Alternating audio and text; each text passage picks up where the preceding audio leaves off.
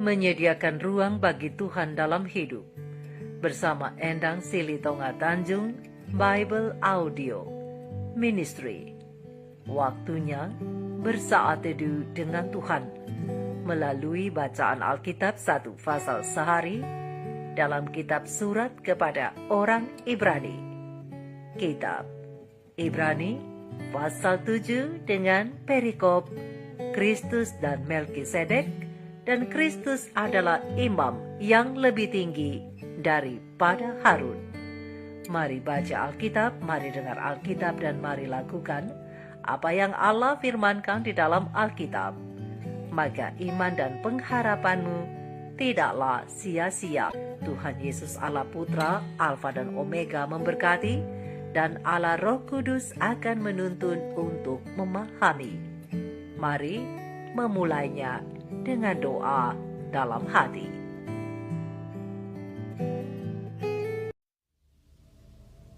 Sebab Melkisedek adalah Raja Salem dan Imam Allah yang Maha Tinggi. Ia pergi menyongsong Abraham ketika Abraham kembali dari mengalahkan raja-raja dan memberkati dia. Kepadanya pun Abraham memberikan 1/10 dari semuanya. Menurut arti namanya, Melkisedek adalah pertama-tama Raja Kebenaran dan juga Raja Salem, yaitu Raja Damai Sejahtera. Ia tidak berbapa, tidak beribu, tidak bersilsilah, harinya tidak berawal, dan hidupnya tidak berkesudahan. Karena ia dijadikan sama dengan Allah, ia tetap menjadi imam sampai selama-lamanya.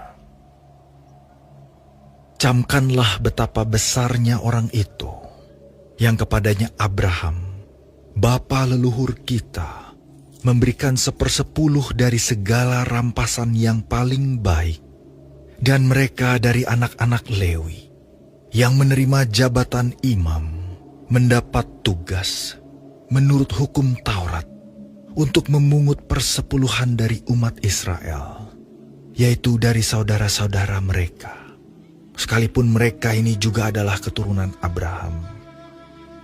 Tetapi Melkisedek, yang bukan keturunan mereka, memungut persepuluhan dari Abraham dan memberkati dia, walaupun ia adalah pemilik janji.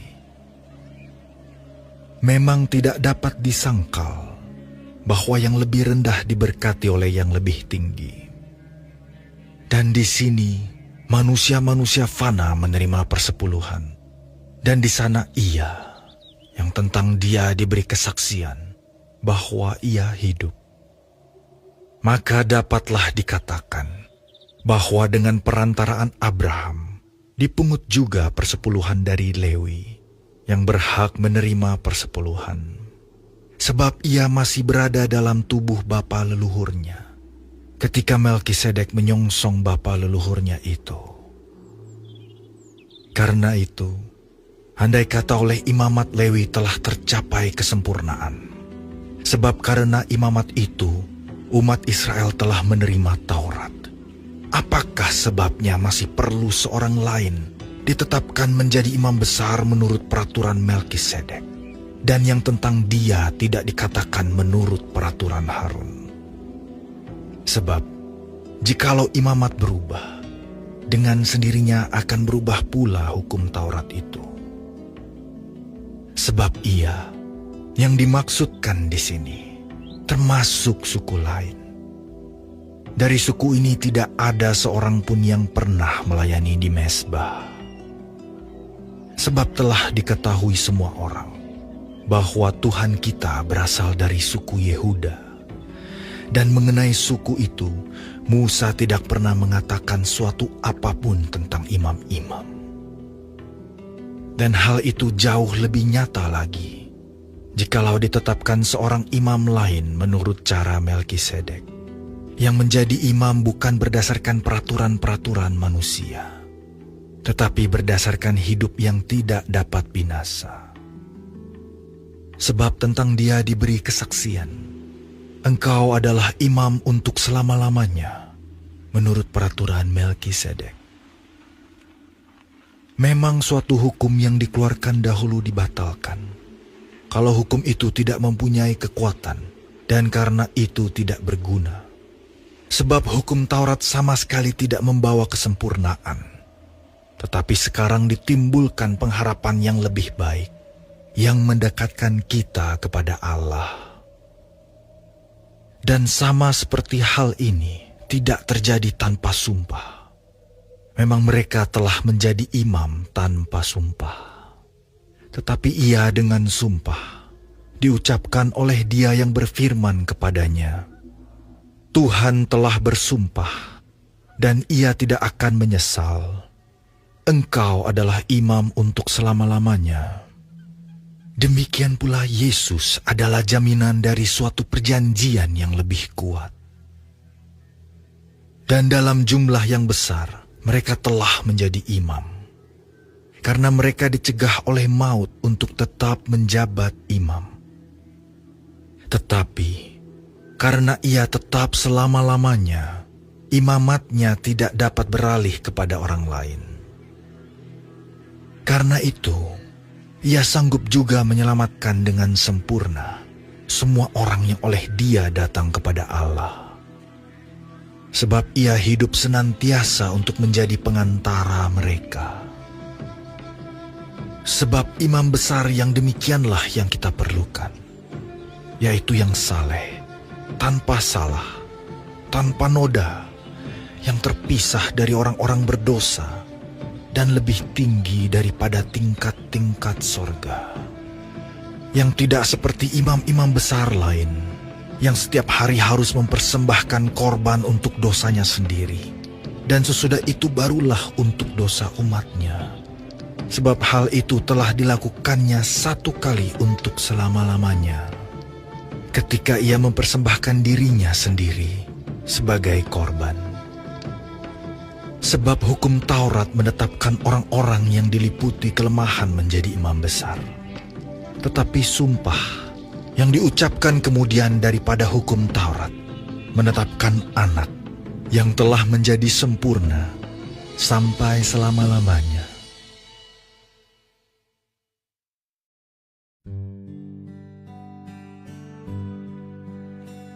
Kita telah menyelesaikan bacaan Alkitab 1 pasal sehari dalam kitab Ibrani pasal yang ke-7. Sedikit perenungan melalui pasal ini tentang pengantara sepanjang waktu dengan ayat panduan perenungan.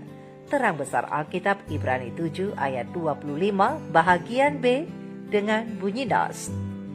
Ia hidup senantiasa untuk menjadi pengantara mereka.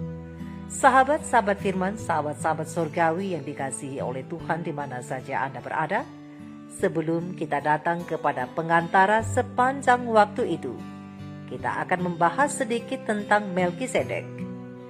Melkisedek hidup sezaman dengan Abraham, seorang Kanaan yang menjadi Raja Salem dan Imam Allah. Lihat Ibrani 7 ayat 1, lihat juga Kejadian 14 ayat 18. Abraham memberikan persepuluhan kepadanya, dan ia memberkati Abraham. Lihat Ibrani 7 ayat 2-7. Penulis surat Ibrani memandangnya sebagai lambang Yesus Kristus yang juga merupakan imam dan raja. Lihat Ibrani 7 ayat 3. Keimamatan Kristus adalah menurut peraturan Melkisedek, Ibrani 6 ayat 20, yang berarti bahwa Kristus Yesus sudah ada sebelumnya dan ia lebih mulia daripada Abraham, Lewi, dan para imam Lewi. Sedangkan mengenai tidak berbapa dan tidak beribu berdasarkan Ibrani 7 ayat 3, ayat ini tidak berarti bahwa Melkisedek benar-benar tidak mempunyai ayah dan ibu atau tidak memiliki kerabat atau bahwa ia seorang malaikat. Ayat ini hanya menunjukkan bahwa Alkitab tidak mencantumkan daftar keturunannya dan tidak mengatakan apa-apa mengenai awal dan akhir hidupnya. Oleh karena itu, ia melambangkan Kristus yang abadi, yang keimamatannya tidak pernah berakhir.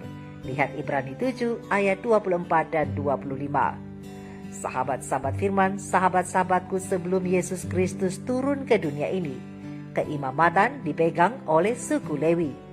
tetapi keimamatan mereka tidak sempurna. Ibrani 10 ayat 4. Sebab tidak mungkin darah lembu jantan atau darah domba jantan yang mereka persembahkan dapat menghapuskan dosa. Ibrani 7 ayat 11. Lagi pula, upacara korban penghapus dosa dilaksanakan oleh orang-orang berdosa. Lihat Ibrani 7 ayat 27 dan 28. Tetapi begitu Yesus turun ke dunia ini, keimamatan itu diganti dengan imam yang sempurna, yaitu Kristus Putra Allah sendiri. Kristus adalah imam yang sempurna karena ia tidak berdosa. Dia adalah yang benar. Ia hanya perlu mati satu kali saja untuk menjadi korban karena dosa-dosa kita. Dan ia menjadi imam kita yang abadi di hadapan Allah Bapa di sorga dan hidup untuk selama-lamanya. Oleh karena itu, ia mampu menyelamatkan secara sempurna dan senantiasa menjadi pengantara bagi semua yang datang kepada Allah melalui Dia. Lihat Ibrani 7 ayat 24-28. Sedangkan mengenai hukum Taurat sama sekali tidak membawa kesempurnaan. Berdasarkan Ibrani 7 ayat 19, yang dimaksud di sini adalah hukum Taurat upacara atau hukum upacara korban. Hukum Taurat upacara memang tidak sempurna karena ia tidak dapat memberikan hidup. Ia juga tidak mampu menyediakan jalan masuk yang lengkap dan sempurna kepada Allah. Lihat Ibrani 7 ayat 25. Tapi hukum ini ditambahkan sampai Dia yang dijanjikan itu datang. Lihat Galatia 3 ayat 19, yakni Kristus. Dan penuntun atau hukum Taurat upacara itu berubah, tidak diperlukan lagi. Lihat Ibrani 7 ayat 12 dan Galatia 3 ayat 24 dan 25. Dan sebagai satu-satunya imam besar agung dan yang benar, dan satu-satunya jalan masuk kepada Allah, Kristus hidup senantiasa untuk menjadi pengantara. Lihat Ibrani 7 ayat 25. Pengantara yang ada setiap waktu.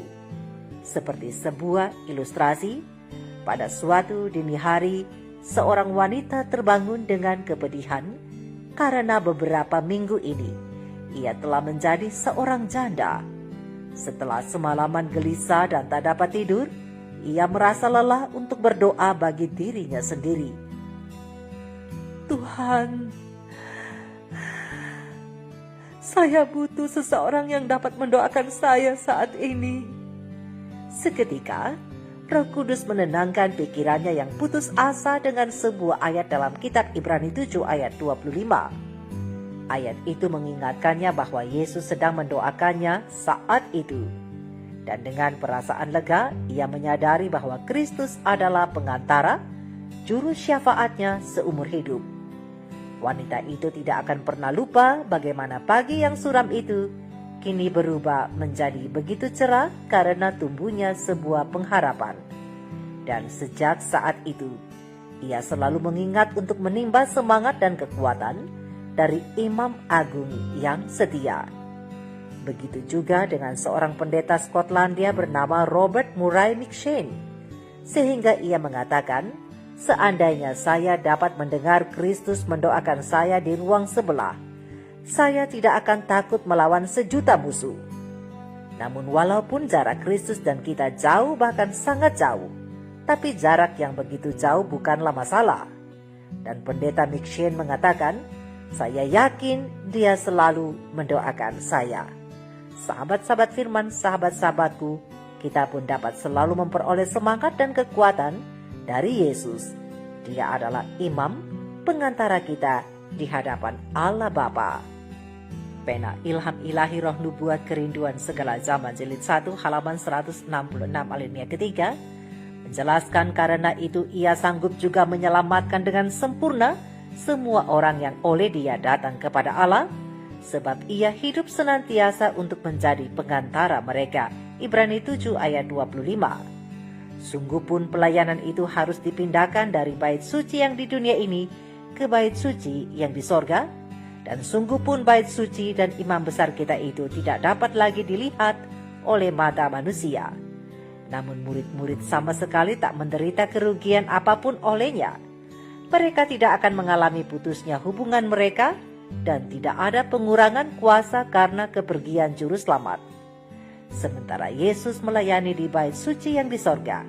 Oleh rohnya atau Roh Kudus, ia masih juga melayani jemaat di dunia ini.